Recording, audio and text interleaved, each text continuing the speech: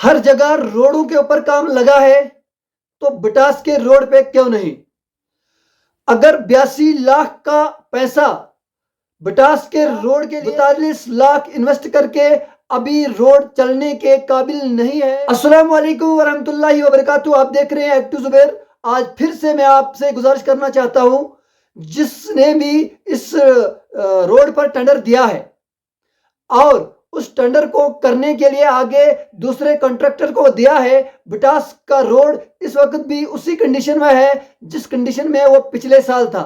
हर रोज बिटास के साथ नाइंसाफी होती है।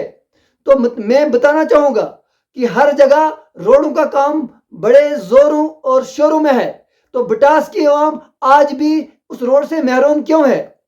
अगर बिटास के लिए एक रोड सेक्शन हुआ है, उसमें 42 लाख का टेंडर दिया गया, वो उस कंट्रैक्टर को मिला, कंट्रैक्टर ने काम किया और बाद में उसमें जो कलवट लगाने थे नहीं लगाए, जो डंगे लगाए थे वो भी निकल गए। लेकिन उसके बाद हमें ये बताया गया था कि कुछ ही महीनों के बाद जो है इसका काम फिर से शुरू कर दिया जाएगा। लेकिन देखते ही देखते अब 1 साल होने को है, ना ही हमें वहां पर कोई मशीन दिखती है, ना ही वो कोई कंट्रैक्टर दिखता है, ना ही कोई लेबर दिखती है। रोड की खस्ता हालत जो की त्यों है और मेरी गुजारिश रहेगी एडमिनिस्ट्रेशन से कि उस रोड पर जल्द अज जल्द काम लगवाया जाए।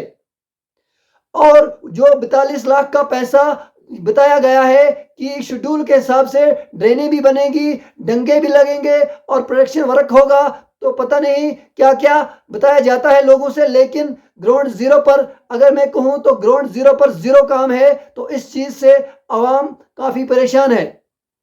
इस रोड की कटिंग की वजह से काफी घरों को नुकसान भी हुआ है, लेकिन आवाम परेशान है। अगर जिस वक्त कटिंग की गई थी उस वक्त अगर उन मकानों के सामने प्रोटेक्शन वर्क लगा होता, डंगे लगे होते, तो इस वक्त हमें यह नुकसान नहीं देखना पड़ता।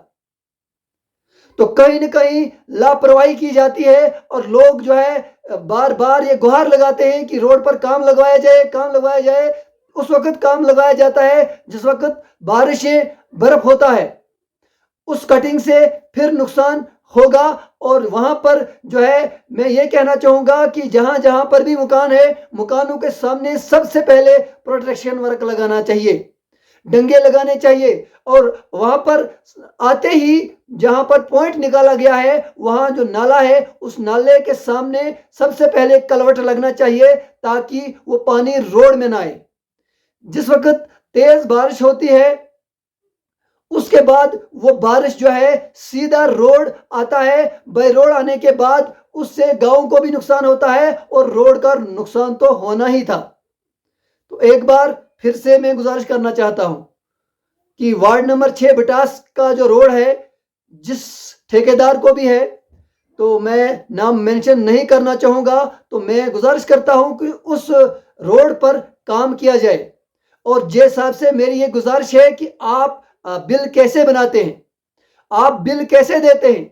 जब ग्राउंड जीरो पर काम जीरो है तो पैसा जो है क्यों इन्वेस्ट किया जाता है? आप ऐसी बिलों को बनाना बंद कीजिए। जब तक काम नहीं होगा, ग्राउंड जीरो पे काम नहीं होगा। मैं अवामुन नास से भी ये कहना चाहता हूं, आप जाग जाओ, वरना हमारे गांव की जो हालत बद से बदतर हो रही है। और अगर गांव को आप डेवलपमेंट देना चाहते हो तो तमाम लोगों से गुजारिश करता हूं, नौजवानों से गुजारिश करता हूं, कम से कम होशियार हो जाइए। इसके ऊपर नजर रखिए कि ये पैसा अगर खर्च किया जाता है तो उस पैसे से हमें कितना फायदा होता है। पिछले साल जब रोड की कटिंग हुई तो बताया गया यहां पर हम कलवट लगाएंगे, बताया गया यहां पर डंगे लगेंगे, बताया गया यहां पर बताया ये गया कि लोगों से ये बताया जाता था कि यहां पर जो है इस रोड को बिल्कुल सही ढंग से बनाया जाएगा। लेकिन बाद में क्या हुआ वो आप जानते ही हैं। पिछले वीडियो में मैंने आपको वो दिखाया था कि क्या हालत हो रही है। लेकिन अवाम नास को भी ये गुजारिश है कि वो भी जागें और एडमिनिस्ट्रेशन से भी मेरी गुजारिश रहेगी कि आवाज़ को जब आप सुनते हो तो फौरन एक्शन किया करें। अगर हम आवाज़ उठाते हैं तो आपने फौरन एक्शन करना है। तो हमारी आवाज़ को दबाया जाता है तो हम बार बार आवाज उठाते रहेंगे, क्योंकि गांव के अंदर नुकसान ही नुकसान देखने को मिल रहा है। आज के लिए बस इतना ही। दीजिए इजाजत। खुदा हाफिज।